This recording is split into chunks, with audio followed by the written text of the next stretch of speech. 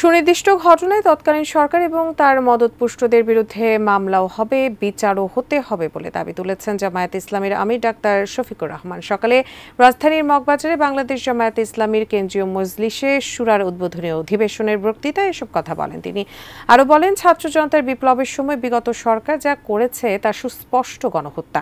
গণ আন্দোলনে দিশেহারা হয়ে আওয়ামী লীগ সরকার জামায়াতে ইসলামী ও শিবিরকে নিষিদ্ধ করেছিল। এছাড়া যারা ব্যাংকের টাকা লুট করে বিদেশে পাচার করেছে তাদের দেশে ফিরিয়ে এনে শাস্তির আওতায় আনার পাশাপাশি পাচারকৃত অর্থও ফেরত আনার দাবি জানান। সেই সাথে বর্তমানে যেভাবে মামলার ঘটনা ঘটছে তাতে যেন কোনো নিরপরাধ ব্যক্তি ভুক্তভোগী না হন সেদিকে খেয়াল রাখার আহ্বানও জানান জামায়াতে ইসলামীর আমির।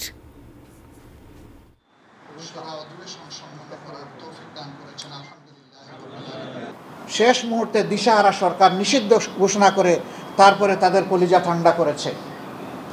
আমরা বলেছি যে আমরা প্রতিশোধ নেব না। প্রতিশোধ না নেওয়ার মানে হচ্ছে আমরা আইন হাতে তুলে নেব না, কিন্তু সুনির্দিষ্ট অপরাধ যিনি করেছেন তার বিরুদ্ধে মামলাও হবে এবং তাকে সে মামলায় শাস্তিও পেতে হবে। গণহত্যার বিচার করতে হবে, আবার 15.5 বছর ধরে যে সমস্ত অপরাধ করা হয়েছে সেইটারও বিচার করতে হবে।